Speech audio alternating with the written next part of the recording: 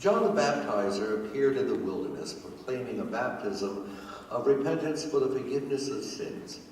And people from the whole of Judea countryside and all the people of Jerusalem were going out to him and were baptized by him in the river Jordan, confessing their sins.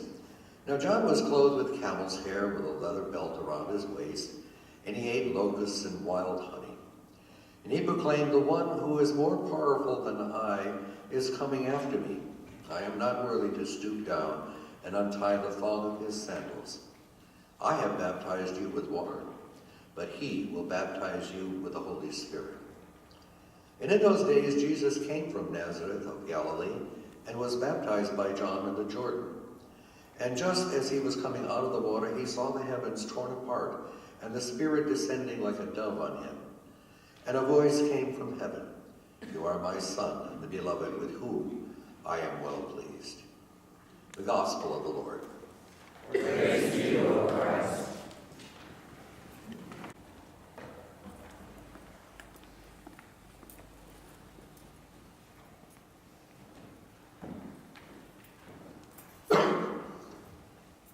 So I bring up the question again that Anne brought up, and I think it was a very good one. Thank you, Anne. What is righteousness? I was thinking about that a long time after Bible study, and a rerun on one of the channels was Schindler's List. How many of you saw Schindler's List? The story of Oskar Schindler, the man who, during the Nazi occupation, ran a factory in which he systematically got Jewish people to come in and work for him, and then his job was to ferret them away, to save their lives from dying of slavery, or even worse, to go to the crematoriums. And it was a long and difficult path for any man to take that type of journey, constantly in danger, of course, of being discovered. And at the end of the movie, it showed his grave, a marble slab, and as people walked by, Jewish people, they each tossed a flower on the grave of Oskar Schindler. It is a Jewish custom, you see, to honor what they would call a righteous Gentile. A righteous Gentile, not Jewish, but Jewish people recognizing a righteous Gentile. And so that word, righteousness, comes back also in the Beatitudes. Blessed are those who hunger and thirst for righteousness. Who hunger and thirst for righteousness. And while I was thinking about that, you just never know how God works, because then the Chesterfield Observer came to our house, as it does every week. And on the front page was the story of a black woman back in 1961, when segregation was so vehemently opposed here in Virginia. I don't pick on Virginia because it was done in Boston too, including riots. It happened in North and South. In any case, she brought her 2 children to the white school because she knew that the education was going to be better. And of course they said, "Well, you're too late. You're signing up too late." And so somehow she swallowed and tried again in the new year, and of course, no, it was too late again. And then it was kind of an ultimate insult that I was reading, and I thought, I don't understand this, that's not part of my living. In the black school where her children were forced to go, all the children were forced to go house to house, selling salt and pepper shakers in order to buy a new typewriter. They had to pay to buy a new typewriter. And that was kind of the final straw for her. And she started her petitioning.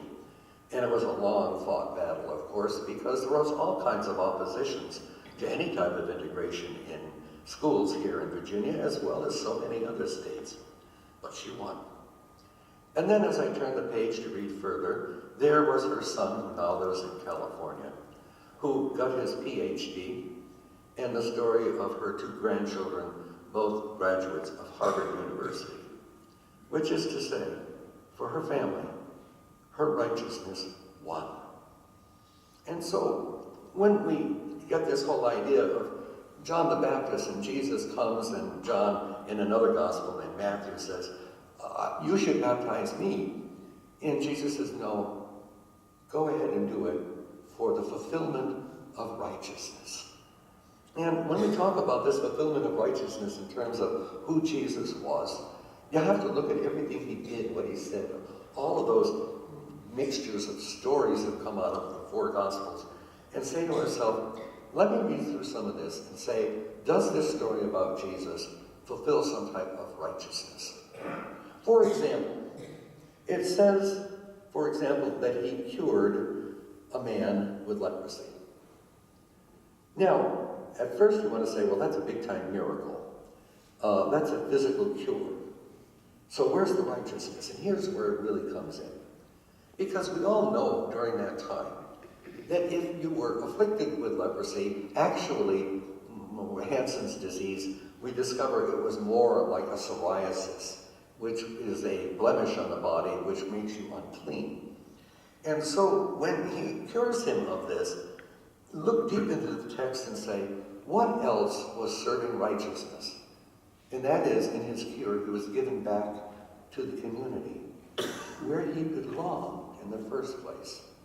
So let's not just look at big-time miracles, let's look at the righteousness under the miracle itself, because that is what's happening. Consider the woman in the story. Jesus is at the table, and this woman comes, and cure my daughter, she's very ill. And Jesus has a rebuke. He said, no, you're a Gentile. And she says, come cure her. And Jesus very harshly says, it is not right to give the bread of the children to the dogs. And you want to hold your breath on that one. And she, in her righteousness, says, yes, Lord, but even the dogs eat of the crumbs of their master's table.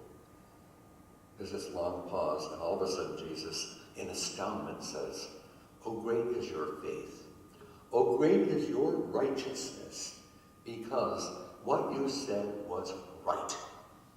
Now, the trick in our living, of course, is to get beyond the parables and pull it into our lives and say, where is injustice? Where is unrighteousness practiced? And if you look around, it's everywhere, if you want to put it that way. Do you remember years and years ago when there were no handicap moves into sidewalks? That was an act of unrighteousness for people with disabilities. Somebody came along and said, this is not right. And so suddenly we have these things done. When I stop and think about it, all the things that have been done since I've been alive, that I took for granted, well, that's just the way life is. If you're handicapped, somebody's going to push you in a wheelchair, get you up over the curb. But that, of course, is to rob them of their individuality and their independence, isn't it? So if the curb gets in and they can get a wheelchair up there, that is the form of righteousness, to look upon people. I think with the disabled, because I've had to deal with a lot of disabled people. I'm thinking, for example, as some of you know, Mary Dietz broke her hip, was sort of operated on yesterday.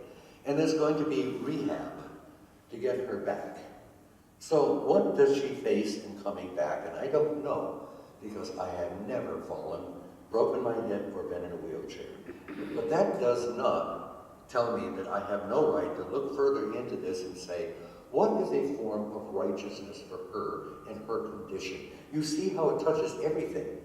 It doesn't leave anything alone. This whole idea of being righteous is to hunger and thirst for it, as it's said in the Beatitude. So where do you go from there? And it calls for us to be very, very careful to look for unrighteousness. And you have to look sometimes hard, because it's kind of like seeing the forest and the trees.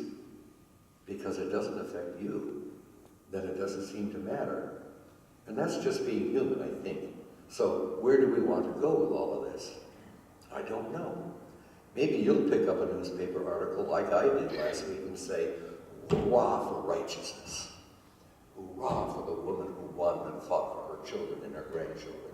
Because it was unrighteous for them to be denied what is promised by the Constitution of the United States. Hurrah for her argument, for her intrepidness.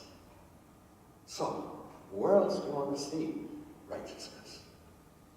Well, of course, it's very easy to look back upon the 60s for those of you who lived there like I did.